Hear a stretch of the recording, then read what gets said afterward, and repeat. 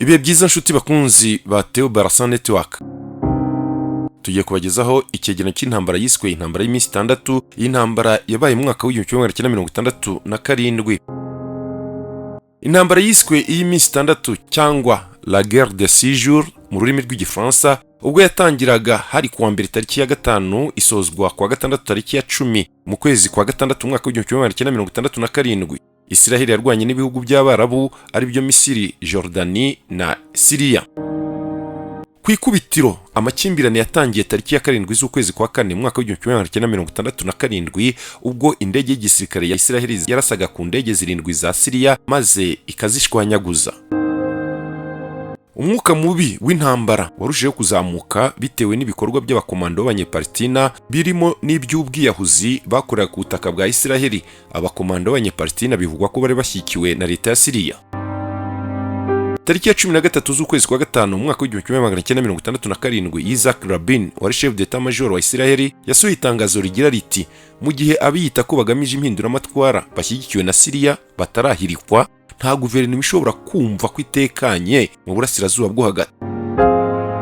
Uwari perezida wa Misiri w'icyo gihe Gamal Abdel Nasser nta kindi yahise akora usibye gufunga inzira yo mu mazi y'inyanja iva Sinayi mu Misiri ikagera ku karwa Katira ho muri Arabia Saudite, ndetse ahita yohereza abasirikare ku mipaka. Gufunga iriya nzira byahise birakaza Israel, intambara hitirota bahita batangiza intambara. Abanyayisiraheli bavugaga ko kubafungira iriya nzira yo mu nyanja ari igikorwa cy'ubushotoranyi no kubatangizaho intambara. Dusubiye inyuma gato, kuva Israel yabona ubwigenge mu mwaka w'1948 yahise itangira urugamba rwo kwemeza Abarabu ko ari igihugu gifite ubusugire, ko ntawe ugomba kukivogera, cyane ko nta gihugu na kimwe cy'Abarabu cyari cyemeye buriya bwigenge bwa Israel.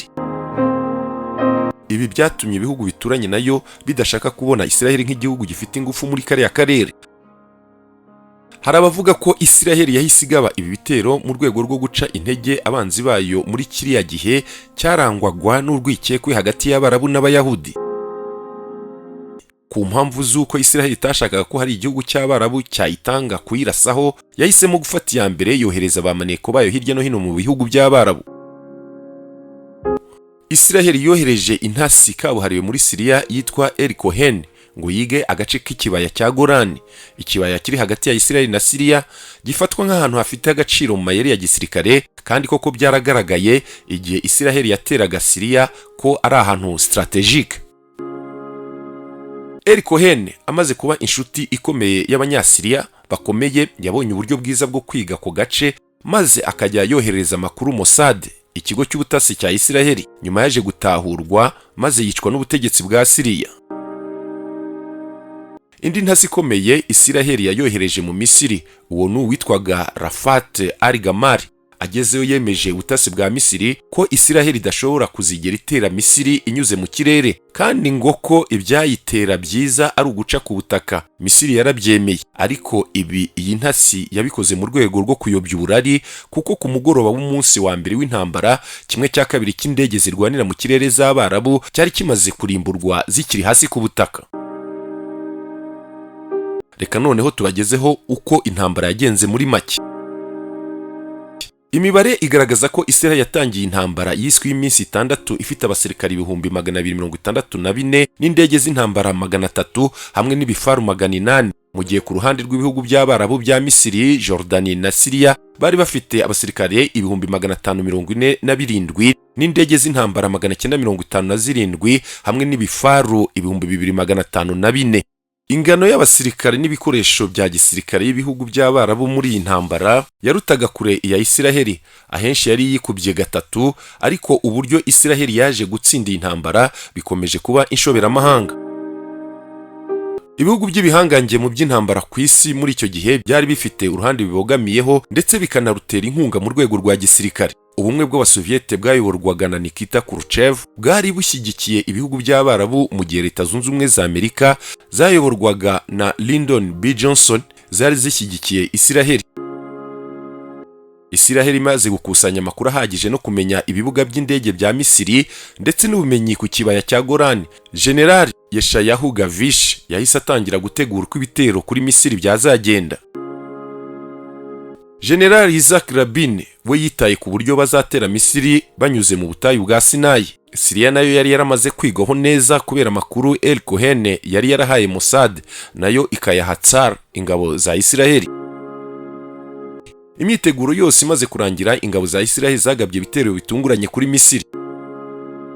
Misiri niyo yabanje gukubitwa n'amabombe ya Isiraheli. Icyo gihe Misiri nicyo gihugu cyari gifite indege nyinshi zikomeye za gisirikare mu bihugu byose by'Abarabu. Ibi byatumye Isiraheli hitamo kubanza kurwana na Misiri. Ku butaka hari ingabo zikomeye ziyobowe n'abajenerali nka Ariel Sharon, Israel Tar, Shamuel Gonem, Yossi Peledi n'abandi. Izo ngabo zagiye zihura n'ibibazo kuko nk'izari ziyobowe na Ariel Sharon zari zigiye gutsindwa mu majyepfo ya Sinayi, ariko iza Yossi Peledi ziramugoboka. Bivugwa ko mu minsi ibiri ya mbere y'uru rugamba ingabo za Misiri zamereye nabi cyane za Isiraheli, ariko bigeze ku munsi wa gatatu Isiraheli razigaranzura ku buryo ku itariki 8 z'ukwezi kwa gatandatu mu mwaka w'1967 Misiri yemeye ihagarikwa ry'imirwano nyuma y'uko yari imaze gupfusha abasirikari hamwe n'inkomere 15,000 ndetse abasirikari 5,000 bagizwe imfungwa na Isiraheli. Hakaba harimo abasirikari bo ku rwego rwa ofisiye bagera kuri 500 ba Misiri. 80% bw'ubushobozi bwa gisirikare bwa Misiri bwari bumaze kunegekara. Isiraheli yari imaze gupfusha abasirikari 300 hamwe n'inkomere hafi 1,000.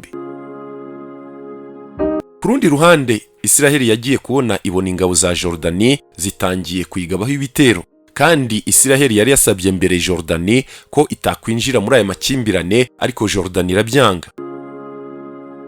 Misiri yasabye Jordani kubiyifashamo kubera ko Isiraheli yari imaze gukoresha imbaraga nyinshi itera Misiri, byarayigoye kurwana na Jordani. Kubera ko nta kundi yari kubigenza, abajenerali bayo bakoze iyo bwabaga n'ingabo zabo barwana ku mpande zombi.